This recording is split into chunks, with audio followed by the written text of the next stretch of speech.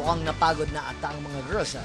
Teka lang, wala pa tayo sa kalahati ng ating pag-explore dito sa Romblon.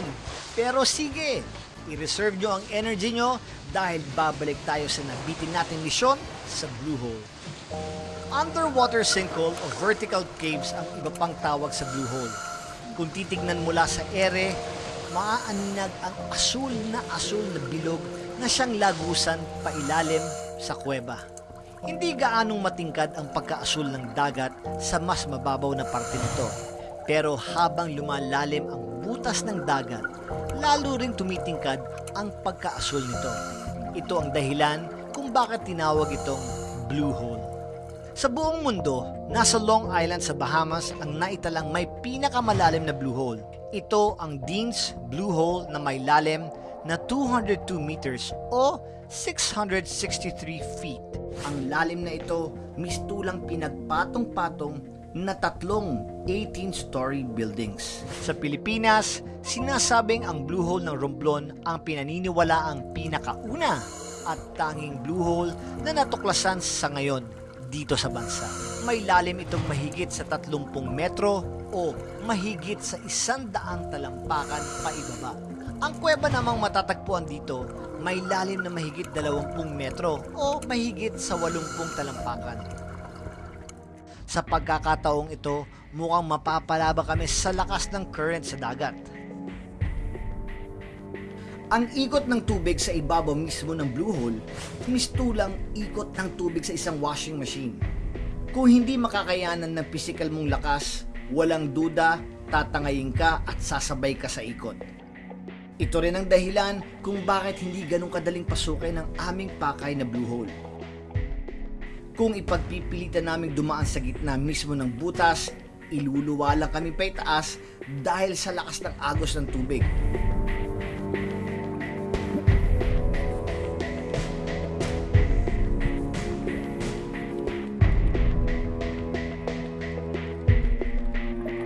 Para saan ba naman ang pag-e-explore kung hindi natin susubukan?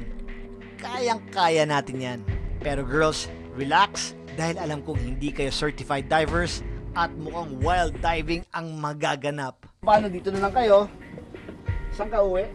Sa Quezon City. Quezon City. Sa Alabang. Sige. So, Manong, ang sakay na to, Quezon City. Balikan mo kami ha? Balikan kayo. Basta bahala mag-enjoy kayo dyan. Alam nyo na kung anong gagawin nyo dyan. Merong mangyayari dyan na hindi nyo alam. May ganun. Surprise. May ganun. May surprise ako para sa inyo dyan. So, good luck. And I'll see you guys later. Habang ako naman ay aking sisisirin ang dagat. Okay. Wow. Okay? Kita tayo. Sige, bye-bye. Bye. Bye, lolo kayo dyan. Labang alawan muna. Aba! Alawas na kaagad! Yung mana ko lang. Alawas ka agad! Dito. Dito yung... Diyan. Yan, ingat kayo sa dulas, ano doon naman. Ingat kayo, madulas kayo. Sa kabila. Hindi nila alam kung ano mangyayari dun sa pagbaba nila sa bangka na yan. Pero alam nyo ba na pag bumaba sila dyan, hindi nila alam ang mangyayari sa kanila dun. At habang nagpapaka-busy ang volleyball at football player sa pag-survive sa isla, ako naman excited na rin malaman kung makakasurvive ba ako sa Blue Hole diving. Let's go! So lilipat kami ngayon sa dive boat. Tinatid lang namin yung dalawa, si Gretchen and si Natasha. Meron silang gagawin din dyan. Kami naman, lilipat kami doon sa bangka ngayon na sumakay kami rito. Akala namin ito ang nagamitin papunta roon. Pala, may daan din sa roon. Ayan o.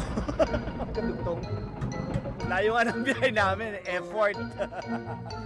Pasensya naman. Nasobrahan yata sa excitement. Meron naman palang hagdan. Nagbangka pa kami. Effort din pag may time.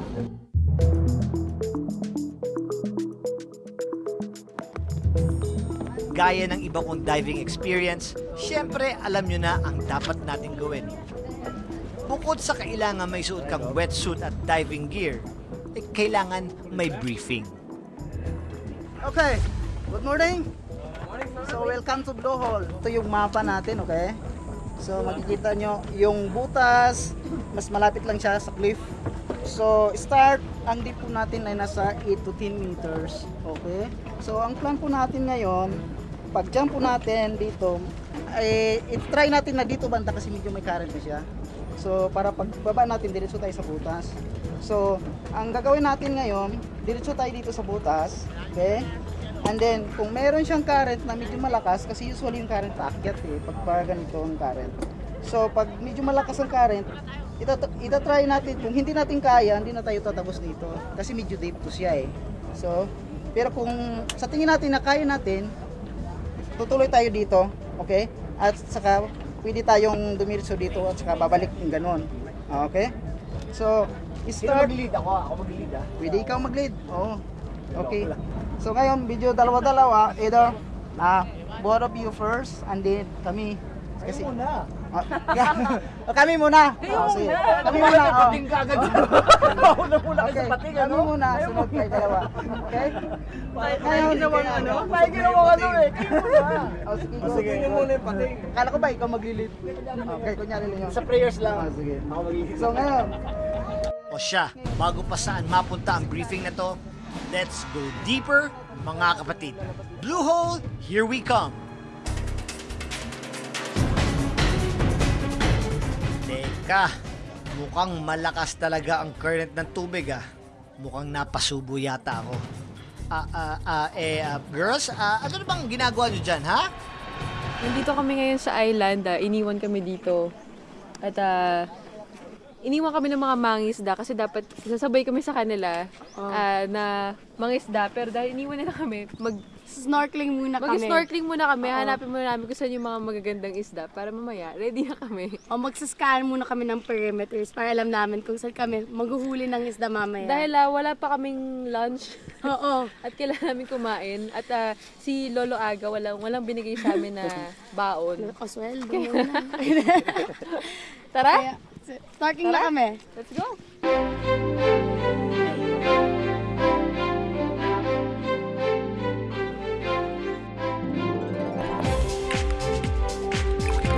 Ala, sige, walang titigil hanggat walang huling isda.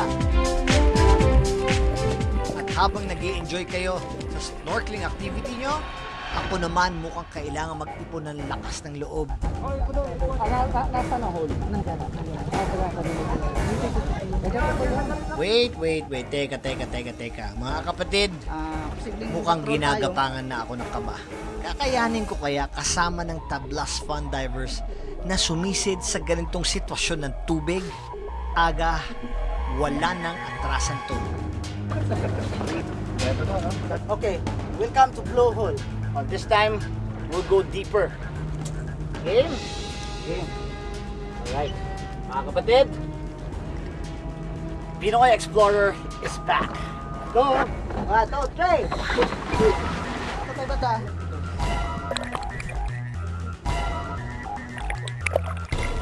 Isa tayo dito. Yan na nga ba ang sinasabi ko? Dito agad gilid muna kasi wala ka sa current eh.